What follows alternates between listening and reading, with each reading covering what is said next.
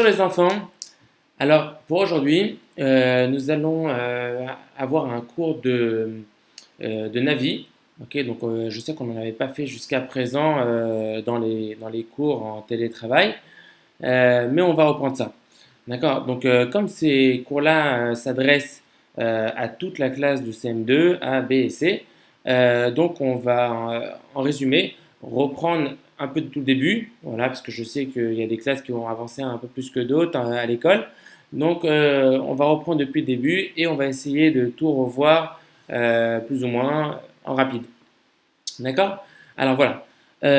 Tout d'abord, donc ce qu'on apprend en avis cette année, c'est la Meloucha de Shlomo, le règne de Shlomo.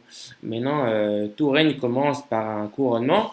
Donc forcément, au moment du couronnement de Shlomo, il y avait quelqu'un d'autre qui était le roi. Qui était le roi juste avant Shlomo? C'était son père, David Amelech. D'accord? Donc pour l'instant, Shlomo n'est que Shlomo. On n'a pas encore de Shlomo Amelech. Ok, donc à cette période de l'histoire, c'est David qui est le roi, c'est David Ameller. Cependant, David, il a déjà un âge assez avancé, surtout à ces périodes à l'époque. Euh, et donc, il est déjà fatigué, il est très malade et il est très vieux. Donc, à ce moment de l'histoire, David, il a eu même déjà un enfant qui a essayé de lui prendre sa couronne, étant donné son âge, étant donné son état. Mais David ne s'est pas laissé faire et il a pu garder sa couronne. Et là, il était vraiment dans un état où il pouvait vraiment plus bouger. Il était enfermé chez lui et tout le monde voyait ça. Et donc, un autre de ses enfants, qui s'appelle Adonia, il a décidé d'essayer de faire la même chose que son frère. Mais lui, par contre, il s'est pas gêné. Qu'est-ce qu'il a fait? Il s'est même déjà considéré roi et il a trouvé autour de lui déjà des serviteurs, des esclaves, des gens qui allaient le suivre comme dans, comment dire, vous savez, comme les rois, quand ils sont en déplacement, ils sont toujours suivis d'une grande suite de soldats, etc.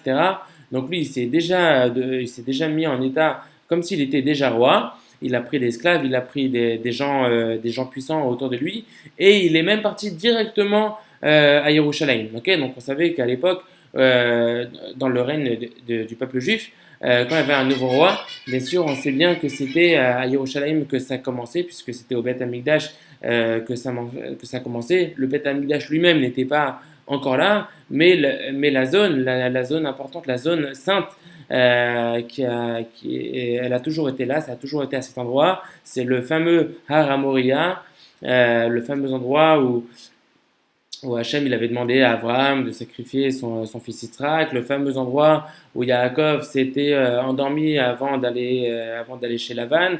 Ok, il y a eu plusieurs moments dans l'histoire où ce lieu a été rappelé. Ok, donc c'est cet endroit saint. Et donc c'est à partir de là que commençaient souvent les nouveaux rois, les nouvelles grandes personnes, ou parfois les Névi'im. Et donc, il a directement commencé à prendre cette direction pour se faire roi. Okay, donc il avait déjà une petite armée avec lui. Il savait que son père David, il était tellement fatigué que même s'il avait une armée, il pourrait pas la gérer, etc. Donc il a même réussi à convaincre le Kohen Gadol et le chef des armées de David de le poursuivre. D'accord? Donc dans cette première partie, voilà, donc on a David qui est vieux, et son fils Adoniah qui essaye de lui prendre sa place, d'accord? Surtout qu'Adonia, il savait que David, il avait promis à son fils Shlomo d'être roi. Donc, tant qu'il pouvait, il a essayé de tenter les coups. Ok? Donc, dès que cette information, elle a été sue un petit peu autour, tout de suite, comme il s'appelle Nathan Hanavi, donc c'était le prophète de cette époque, tout de suite, il est parti voir comment elle s'appelle, Bathsheba, Bathsheba, qui était la femme de David, mais également la mère de Shlomo. Tout de suite, elle a su que c'était très grave, que la situation était très dangereuse. Elle a compris que si elle faisait rien du tout, Adoniya, il allait réellement pouvoir prendre la place de David et par la même occasion, la future place de Shlomo, son fils. Donc tout de suite, elle est partie voir David et elle lui a expliqué qu'est-ce qui se passait. Il a dit voilà, qu'est-ce qui se passe? Tu m'avais promis que Shlomo allait être le roi, que mon fils Shlomo allait être le roi. Alors David, il regarde comme ça, Bathsheba, il comprend pas de quoi elle parle. Il fait bah oui, oui, je t'ai promis que ton fils Shlomo allait être le roi. Qu'est-ce qui n'est pas compréhensible là-dessus? Qu'est-ce qui se passe? Mais évidemment, Nathan Navi qui était venu voir David avec Bathsheba, tout de suite, il lui explique en fait la réelle situation que Adoniya, son fils, essaye de lui prendre sa place et qu'il s'approche déjà de Yerushalayim. Et donc, alors là, David, tout de suite, il prend la situation bien plus au sérieux. Et qu'est-ce qu'il fait? Il va faire appeler Shlomo, son fils Shlomo.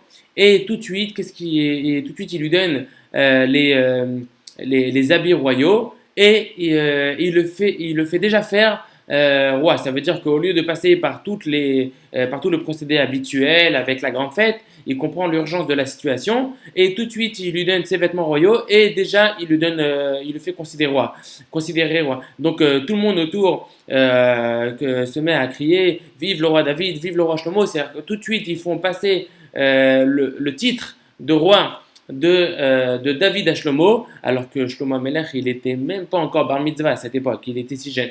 Mais on a compris l'urgence de la situation, et donc Shlomo, à partir de cet instant, il est officieusement roi. C'est pas encore connu de partout, la fête n'a pas encore été faite et vraiment comme il faut, mais il est déjà le roi. Ok?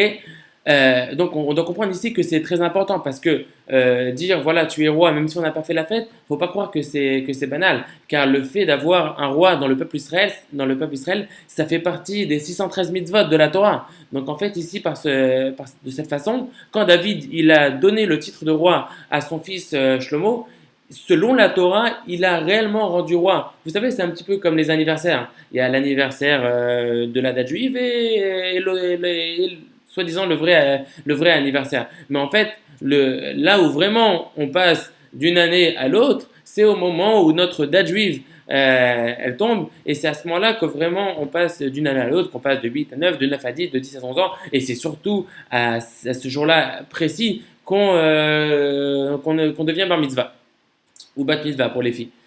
Ok. Donc Shlomo Amelech il devient réellement roi. Et donc, bien sûr, la première chose qu'il fait, c'est d'intervenir pour aller retrouver son frère Adoniya pour sauver la situation. D'accord? À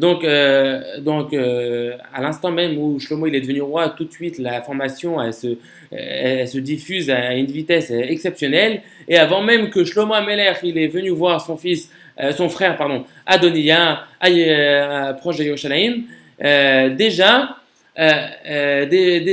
Adoniya il a entendu que son frère Shlomo il est devenu roi, tellement que la formation elle s'est passée vite.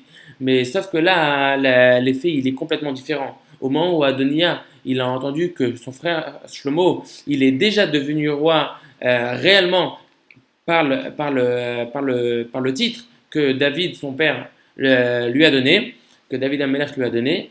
Alors là, il comprend que c'est un petit peu trop tard ce qui s'est passé. Lui, il s'est un petit peu préparé pour faire un coup d'État et prendre la royauté. Mais cependant, par ce geste-là, David, c'est vraiment là que tout a été fait et que Shlomo Amelech, il est déjà devenu roi. Donc là, s'il veut prendre la royauté, c'est pas à David son père qui va la prendre, c'est plutôt à Shlomo. Et lui, Shlomo, malheureusement pour son frère Adoniya, Shlomo, lui, il est en bonne santé, il a toutes ses forces et on sait aussi surtout à quel point à quel point il était mature et il savait comment agir.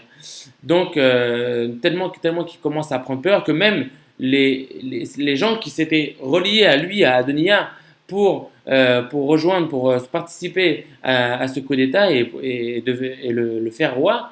Mais au contraire, eux aussi, ils prennent tellement peur que chacun se sauve de son côté, tout le monde s'enfuit, tout le monde part, et Adoniya se retrouve tout seul, comme ça.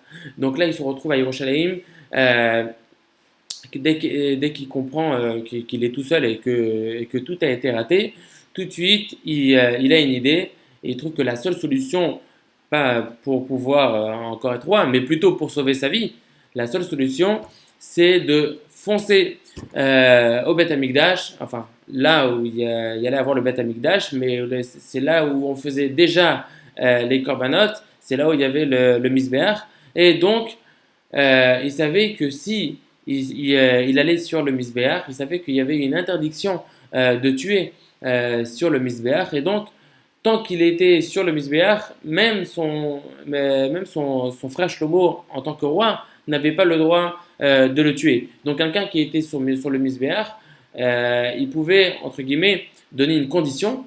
Et voilà, tu veux que je descende du Misbéach, alors d'abord j'ai besoin d'avoir ta parole que tu me laisseras en vie et que je pourrai partir en exil tranquillement. Et donc, de cette façon, dès que Shlomo Meler il est enfin arrivé devant son frère Adoniya, Shlomo Meler a regardé comme ça son frère, il lui a dit: si tu n'as aucune mauvaise intention, si tu n'as aucune intention négative, ça veut dire que si en descendant du Misbéach, tu n'as aucune intention négative de faire du mal, alors dans ce cas, tu n'as rien à craindre et tu pourras partir en paix. Et comme ça, Adoniya, non seulement qu'il a pu descendre du Misbéach, mais il s'est immédiatement prosterné devant son frère et l'a reconnu en tant que roi. Et c'est comme ça qu'à partir de cet instant, donc le coup d'état de Adoniya, bien sûr, il n'a pas marché. Et comme ça, Shlomo Ameler, il est devenu officiellement roi par tout le Ham Israël, par tous les béné Israël, officiellement. Et donc, quand Adoniya il a pu descendre et il est parti, comme Shlomo Ameler qui savait aussi que son père David était quand même très malade et que voilà, on savait qu'il n'en avait plus pour très longtemps. Alors Shlomo Ameler il est parti voir son père David pour avoir ses dernières recommandations avant de mourir en tant que roi. Et donc c'est là que David Ameler il a expliqué à son fils Shlomo Ameler que c'est très important que Shlomo il soit pas le même genre de roi que lui-même David. C'est vrai que David c'était un homme exceptionnel, mais à cause que justement toute sa vie il a dû se battre et faire la guerre pour garder son titre, pour faire la volonté d'Hachem, à cause de ce type, de ce profil, de ce genre de personnalité qu'il était David Ameler, un homme de guerre, à cause de ça, il n'a pas pu construire le Beth Amikdash. Car le Beth Amikdash, qui est un lieu de paix, ne pouvait pas être construit par un homme de guerre. Donc, David Ameler, il a quand même eu le mérite d'avoir le droit de rassembler tout le matériel nécessaire pour construire très prochainement le Beth Amikdash, mais par contre, lui-même, il ne pouvait pas le construire. Et donc, c'est pour ça que David Ameler, il a dit à Shlomo, son fils, que c'était très important qu'il reste tout son règne un homme de paix, afin qu'il puisse construire très prochainement le Beth Amikdash. Et c'est pour ça que c'était très important qu'en tant que roi de paix, que Shlomo Ameler continue à maintenir en Israël, durant tout son règne, la paix. Et c'est pour ça que durant toute la Meloucha, durant tout le règne de Shlomo Ameler, jamais une guerre eut lieu avec le Ham Israël. Deuxièmement, David Ameler, il a quand même aussi demandé à son fils Shlomo que même s'il ne fallait pas qu'il soit un homme de guerre, mais par contre, il fallait qu'il reste, qu'il reste raisonnable sur les relations avec les peuples qui les entouraient. Donc ça veut dire qu'il fallait qu'il soit raisonnable dans les deux sens. Il fallait qu'il garde des bons liens avec les peuples qui ont été proches d'eux, et il fallait qu'il sache aussi qui sache montrer de l'autorité sur les peuples qui se comportaient mal avec le Ham Israël. Pas au point de faire la guerre, mais il fallait qu'il montre bien son autorité et sa sévérité en tant que roi d'Israël. D'accord? Donc c'est là que David Ameler il a quitté ce monde, il est niftar à l'âge de 70 ans. D'accord? Donc, durant ces 70 ans, il a régné également 40 ans, mais d'abord d'abord dans le peuple de Yehuda et ensuite dans les peuples d'Israël. Pour ceux qui connaissent plus ou moins l'histoire de cette première partie au temps de David Amelech, David Amelech n'a pas tout de suite été accepté en tant que roi par tout le monde. On sait d'abord c'est Shaoul qui était là. Donc d'abord il était roi seulement d'une partie d'Israël, la partie qui s'appelle Yehuda, et ensuite il est devenu roi pour tous les bénis Israël. Et en tout, dans toutes ces années-là de règne, en tout, ça lui a donné 40 ans de, de règne où il a fait la guerre sans arrêt pour pouvoir protéger le Ham Israël. Alors que Shlomo, lui, durant tout son règne, il a pu maintenir la paix pour les bénis Israël. Okay. Pour terminer ce cours, j'aimerais vous proposer quelques questions. Okay, donc, je suis sûr que si vous écoutez bien, et peut-être même vous réécoutez ce cours, vous trouverez forcément la réponse à chacune des questions. Ce n'est pas obligatoire, c'est juste pour vous aider à réviser ce cours. Okay. Alors, la première question, c'est quel était l'état du roi David au moment de la révolte d'Adonia? Au moment où le fils de David, Adonia, il a décidé de faire ce coup d'état et de prendre la place du roi David, dans quel état il était le roi David? Est-ce qu'il venait de subir une pandémie insupportable comme celle d'aujourd'hui? Est-ce qu'il était en pleine forme? Dans quel état précisément le roi David se trouvait à ce moment-là? Deuxièmement, contre qui Adonia complota-t-il et pourquoi? Pourquoi Adonia il a fait son complot et contre qui il a comploté? Contre qui, vous savez, si vous savez c'est quoi un complot, vous allez comprendre. Okay, donc Adonia, pour pouvoir faire le plan qu'il avait, il fallait forcément qu'il puisse trouver de l'aide, mais en même temps qu'il puisse garder ce projet secret. Okay, donc c'est comme ça qu'on fait un complot. Donc contre qui, un ou plusieurs personnes, il complotait pour devenir roi. Troisièmement, quelle fut la réaction de Bathsheba en apprenant la nouvelle de révolte? Quand Nathan Hanavi il est venu voir Bathsheba pour lui dire qu'est-ce qui se passait et qu'est-ce que Adonia il avait l'intention de faire, qu'est-ce que tout de suite Bathsheba est parti faire? Quelle a été sa réaction immédiate? Ensuite, quelle décision a pris le roi David à l'instant même où Bathsheba expliqua la situation à son mari, le roi David? Quelle a été la décision du roi David pour ce qu'il y avait à faire? Et ensuite, quelles furent les principales recommandations de David à Shlomo quand David il a fait de son fils le roi Shlomo le nouveau roi? Quelles ont été ses recommandations? Qu'est-ce qu'il lui a demandé? Au moins deux choses.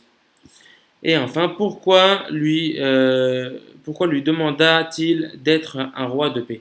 Okay, donc, parmi les éléments les plus importants du roi Shlomo, c'était qu'il fallait qu'il soit un roi de paix. Pourquoi David a tenu tant que ça à ce que son fils Shlomo soit un roi de paix? Il aurait pu tout simplement lui demander d'être un bon roi. Et forcément, les bons rois, ils doivent souvent faire la guerre pour protéger leur peuple. Pourquoi était-il si important que Shlomo Ameler soit un roi de paix? D'accord. Voilà. Comme d'habitude, vous savez, ce qui est bien dans ces cours-là, c'est qu'on peut souvent les réécouter, etc. Donc, vous pourrez toujours les voir sur YouTube, sur le lien que je vais vous envoyer. Et donc, voilà, je vous conseille réellement de bien répondre à ces questions. Ça va toujours vous aider à réviser ce cours. Ok, donc à partir de maintenant, comme je viens de vous le dire, tous les jeudis, il y aura un cours de Navi et on va procéder plus ou moins comme ça. Ok, voilà, on va faire une sorte de résumé, on va garder les éléments les plus essentiels de l'histoire et nous allons raconter la suite de l'histoire de Melachim Aleph, le livre qu'on est en train d'étudier en ce moment. Et comme ça, on va en faire des vidéos. Ok? Alors, à bientôt les enfants et à demain.